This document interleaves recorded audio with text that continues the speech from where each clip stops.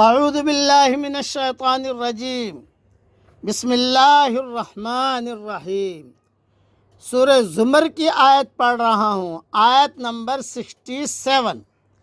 وما قدر اللہ حق قدرہ والارض جميعا قبضته يوم القیامہ والسماوات مطویات بیمینہ سبحانہ وتعالی عما یشرکون۔ اور ان لوگوں نے جیسی قدر اللہ تعالیٰ کی کرنی چاہیے تھی نہیں کی۔ ساری زمین قیامت کے دن اس کی مٹھی میں ہوگی اور تمام آسمان اس کے داہنے ہاتھ میں لپیٹے ہوئے ہوں گے۔ وہ پاک اور برتر ہے ہر اس چیز سے جسے لوگ اس کا شریک بنائیں۔ تھوڑی تشریح سن لیجئے۔ حدیث شریف میں آتا ہے کہ ایک یہودی عالم حضرت محمد صلی اللہ علیہ وسلم کی خدمت میں آیا اور کہا کہ ہم اللہ کے بارے میں کتابوں میں یعنی تورات انجیل میں یہ بات پاتے ہیں کہ وہ قیامت والے دن آسمانوں کو ایک انگلی پر، زمینوں کو ایک انگلی پر، درختوں کو ایک انگلی پر، پانی اور تری کو ایک انگلی پر اور تمام مخلوقات کو ایک انگلی پر رکھ لے گا اور فرمائے گا میں بادشاہ ہوں۔ اللہ فرمائے گا قیامت کے میدان میں بادشاہ ہوں۔ یہودی نے سوال کیا کہ یہ صحیح ہے؟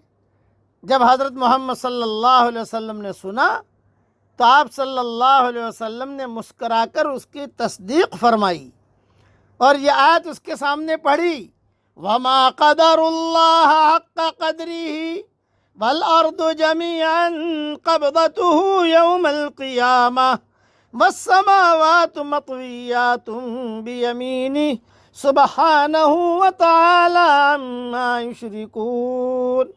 یہ آیت حضور صلی اللہ علیہ وسلم نے پڑھی۔ یہ روایت جو میں نے بیان کی ہے صحیح بخاری میں ہے، تفسیر سورہ زمر میں ہے۔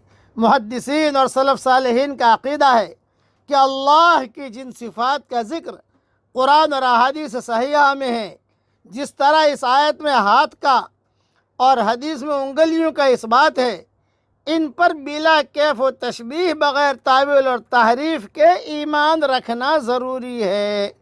اس لیے یہاں بیان کردہ حقیقت کو مجرد غلبہ و قوت کے مفہوم میں لینا صحیح نہیں ہے۔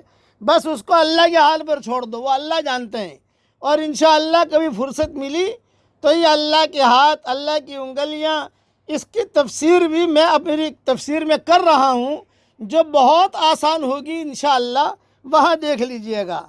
اور حدیث شریف میں یہ بھی آتا ہے، پھر اللہ تعالیٰ فرمائے گا انا الملک این ملوک الارض، میں بادشاہ ہوں، زمین کے بادشاہ آج کہاں ہے۔ یہ حدیث بھی بخاری شریف میں ہے۔ اس لیے خلاصہ کلام یہ کہ کرنے والے اللہ ہیں اور اللہ ہی ہر چیز پر قادر ہیں۔ اس لیے ہر وقت تعریف اللہ کی کرنی چاہیے۔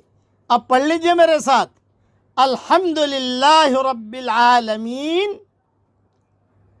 دائما ابدا۔ تمام تعریفیں اس اللہ کے لیے ہے جو ساری دنیا کا، سارے جہانوں کا مالک ہے، رب ہے۔